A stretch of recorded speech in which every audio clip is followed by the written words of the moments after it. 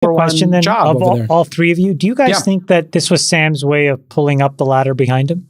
Of course, No. 100%. Just like No. absolutely it is, and it's because No. you can prove it. He made OpenAI closed AI by making it not open source. If you're Sam, you're smart enough to know how quickly the models are commoditizing and how many different models there are that, can provide similar degrees of functionality, as you just pointed out, J-Cal. So I don't think it's about trying to lock in your model.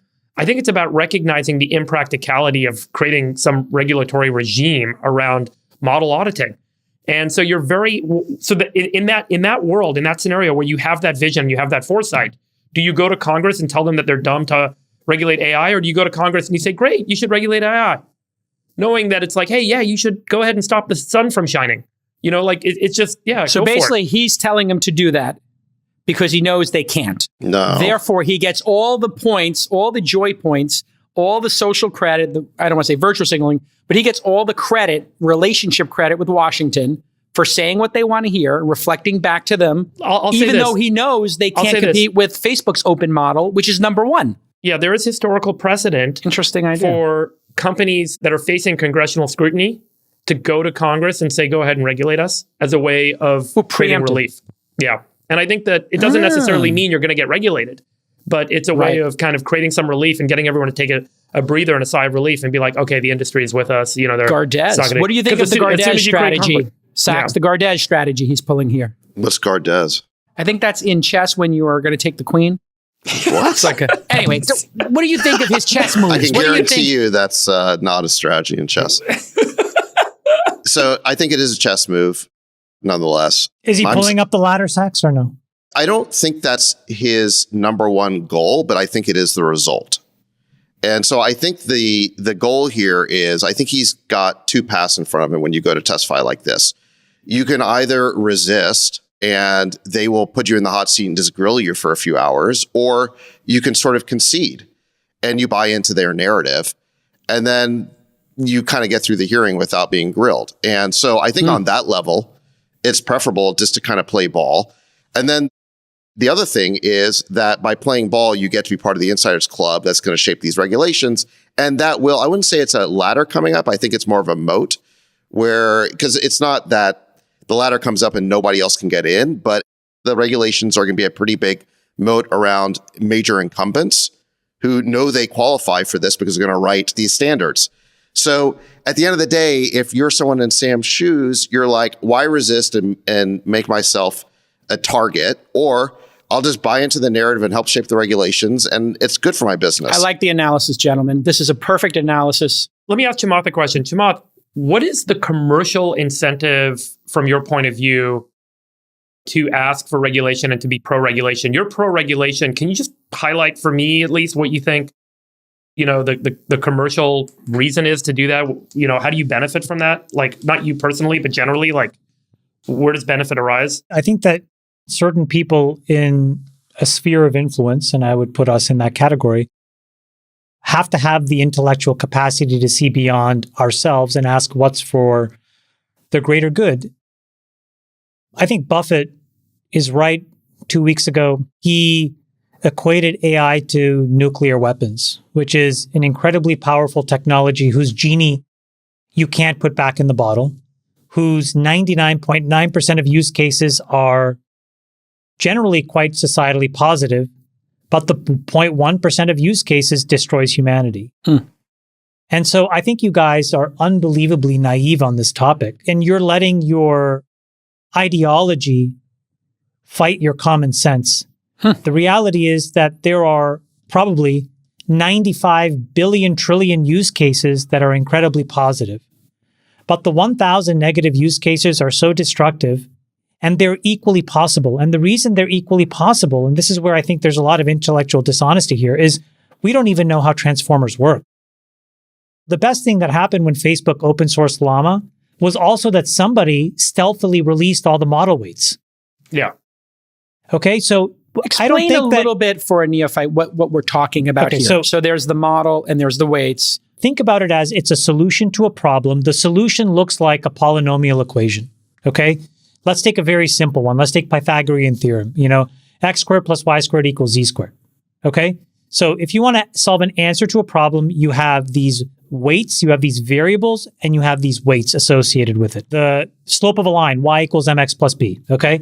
What a computer does with AI is it figures out what the variables are, and it figures out what the weights are. The answer to identifying images flawlessly turns out to be 2x plus 7, where x equals this thing.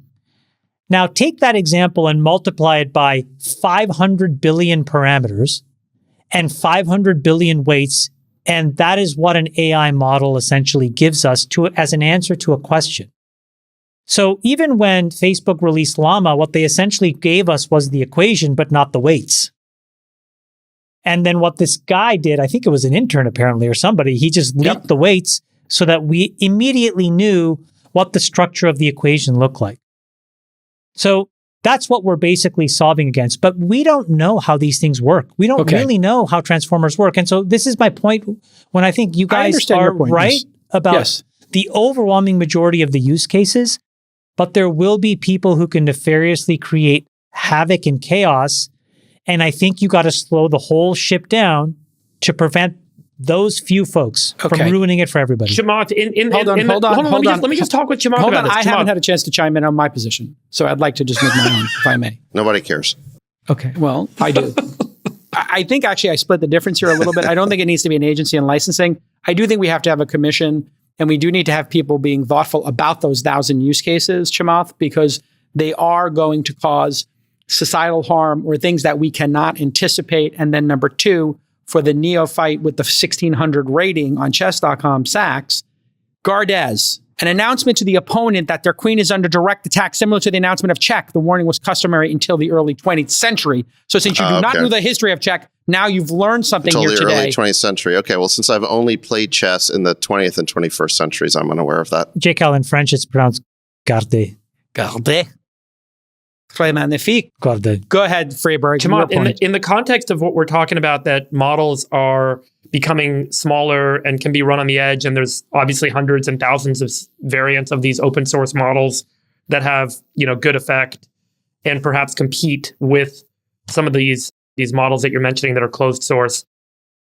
How do you regulate that? How do you, and then they sit behind an application they sit behind tooling. Yeah. I think in order for you to be able to compile that model to generate that initial instantiation, you're still running it in a cluster of thousands of GPUs. But let's say we're past that. You can't be past that. We're not past that yet. Okay. We don't have 5 million models. We don't have all kinds of things that solve all kinds of problems. We don't have an open source available simulation of every single molecule in the world, including all the toxic materials that could destroy humans. We don't have that yet. So before that is created and shrunk down to an iPhone, I think we need to put some stage gates up to slow people down. What do you mean by those stage gates? Yeah. I think you need some form of KYC. I think before you're allowed to run on a massive cluster to generate the model that then you try to shrink, you need to be able to show people that you're not trying to do something absolutely chaotic or havoc creating. That I don't think that could be as simple as putting your driver's license in and your social security number you're working on an instance in a cloud, right? It could be your putting your name on your work. It becomes slightly more nuanced than that. It's like, I think that J-Cal, that's probably the simplest thing for AWS, GCP, and Azure to do, which is that if you want to run over a certain number of GPU clusters, you need to put in that information. I think you also need to put in your tax ID number. So I think if you want to run a real high-scale model, that's still going to run you tens or hundreds of millions of dollars. I do think there aren't that many people running those things. And I do think it's easy to police those and say, what are you trying to do here? So let me just push back on that, because Mosaic ML published this model that is, I can pull up the performance chart, or Nick, maybe you can just find it on their website real quick of the new model they published. Chamath, they trained this model on open source data that's publicly available. And they spent $200,000 on a cluster run to build this model. And look at how it performs compared to some of the top models that are closed source. Just say it for the people who are listening. Yeah. So for people that are listening, basically this model is called MPT-7B. That's the name of the AI model, the LLM model that was generated by this group called Mosaic ML. And they spent $200,000 creating this model from scratch. And the data that they trained it on is all listed here. It's all publicly available data that you can just download off the internet. Then they score how well it performs on its results.